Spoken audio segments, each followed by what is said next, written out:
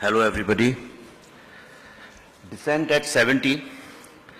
I can define it in just one sentence if you want, but since I have 10 minutes, I'll speak. Dissent at 70 in India means my dissent is better than your dissent. That's what the whole fight is all about. Initially I thought that I did some research. I thought I'll speak I'll give you an academic point of view on dissent. But I'm a filmmaker, not a media person. My job is not to give opinions. My job is to observe and tell you stories. I'm a storyteller. So I'm going to tell you the story of my life, where and how I faced dissent and what happened. But before that, I just want to tell you a small story because it will put everything in a context. There was a man who went to a church and he asked a priest, this wine, is this Jesus Christ's blood? And the priest said, yes. So he said, you mean to say intellectually or actually? And the priest said, actually. He comes out and he meets a crazy girl, an insane girl, a mad woman. She's carrying a Barbie doll and she's telling everybody, this is my baby, this is my baby. So he said, you mean intellectually or actually? And that mad girl said, actually. Why I'm saying this, just replace that doll with idea of India. Now the whole debate is, there's an old school of journalism, old school of politics, old school of filmmaking, old school of narrative. They're still carrying a certain kind of narrative. They believe this is the idea of India, this is how the India should be. And in the process what has happened is that India has died, the idea of India they had, there is no India in that idea of India. India has changed and they don't know the pulse. Somebody else knows the pulse. He has taken over the narrative, which can be the new government, you can call him Modi, it can be social media. And the ideas which were supposed to come from the media and from the people who create narrative actually are coming from the Prime Minister of the country, and that's why everybody is rattled and they are saying there's no space for dissent.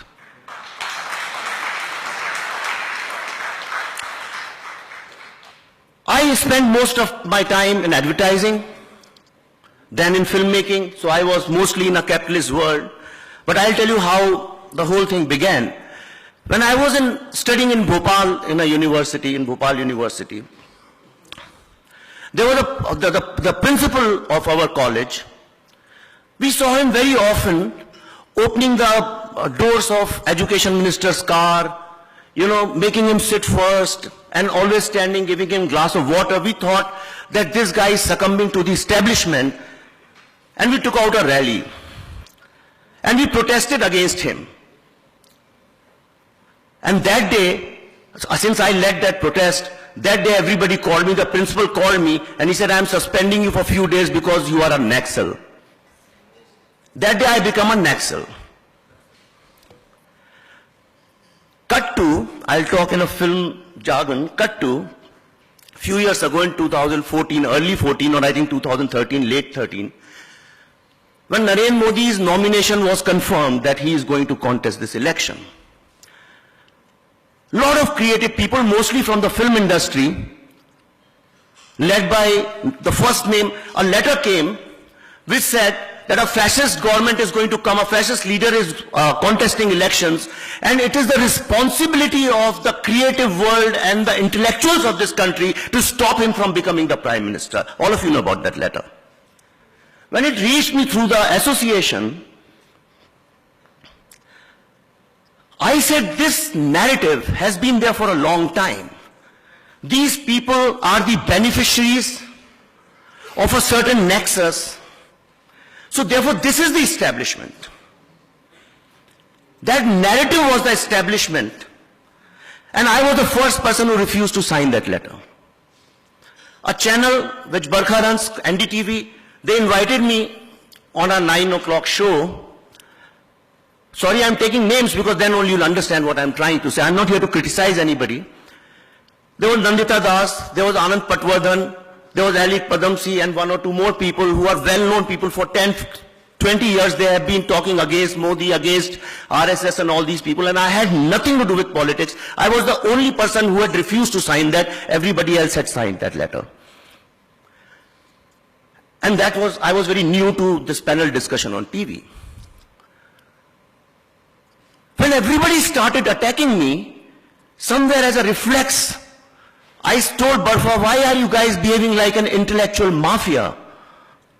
And that was the last day I ever came on NDTV. Next half an hour, nobody gave me the mic.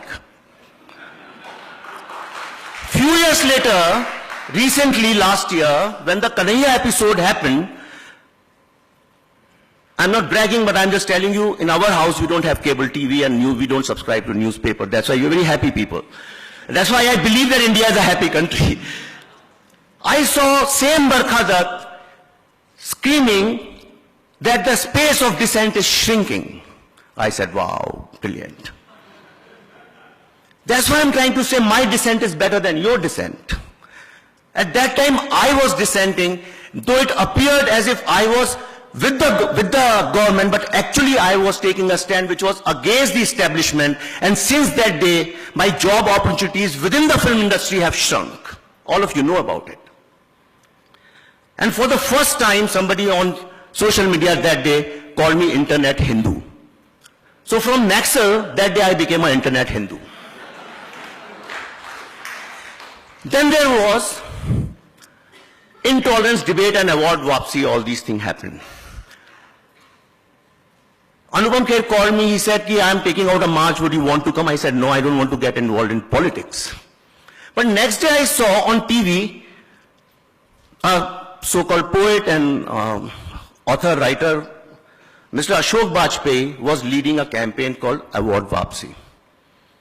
Suddenly I remember 1974-75, Gupta ji was talking about emergency. I'll tell you what is like emergency. This was just few months before emergency. Dushyant Kumar, all of you know about him, and Sharad Joshi, I'm sure you know, who wrote Andhon Ka Hathi. Both of them were suspended by Ashok Bajpai because they refused to participate in a function where Indira Gandhi was coming, because they refused to take orders from Ashok Bajpai, and they called him openly. They were dissenting against him. They were suspended. Dushyant Kumar died of heart attack on 75. Sharad Joshi died as a pauper with no money, just a one room in Bombay. That is emergency, when creative people are killed like that. I've seen that time. I was very young, but I have that impressions in my mind. So when he was leading that award wapsi saying intolerance, I again said, wow. And then I called Anupam, I said, I'm going to participate.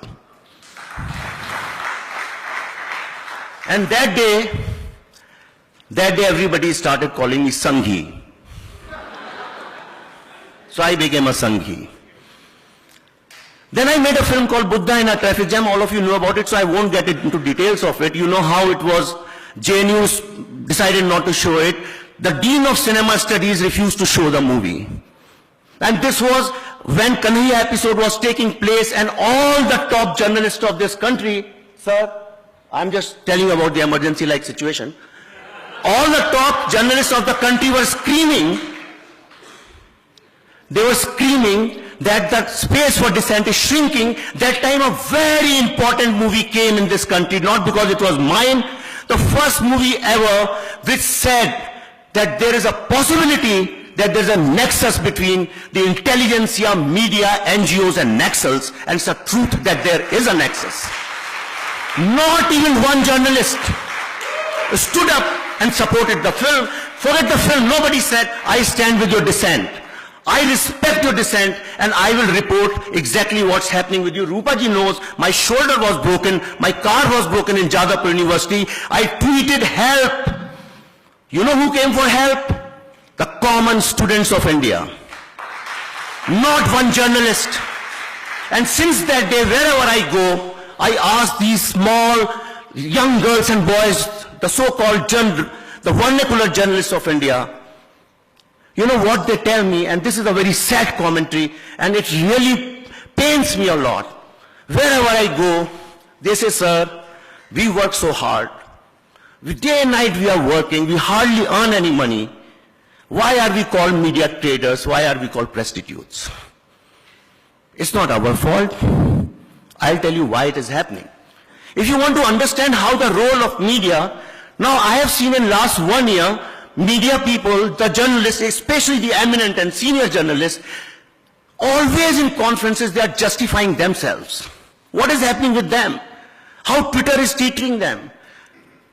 I'll tell you what is happening. If you remember in the movies of 50s and 60s and up to 70s, you look at the role of a journalist, a poor guy, fighting for the cause of oppressed, fighting for the society, wants to build a great India based on truth, equality and all those things, then suddenly that role changed since the advent of Shah Rukh Khan. I'm saying Shah Rukh Khan because Amitabh Bachchan then Shah Rukh Khan. The same journalist became an urban guy, started wearing trousers and jeans and shirts, sometimes started singing songs also with girls.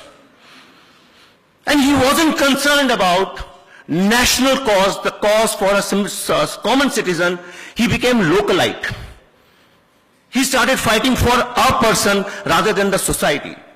And the journalist in today's movies is shown as a corrupt, rich, filthy rich, corrupt man who is become an oppressor. So for me, that is the establishment. And anybody who stands up against him is a dissenter. So media today has lost the credibility and the right to call themselves dissenters. They have become the establishment.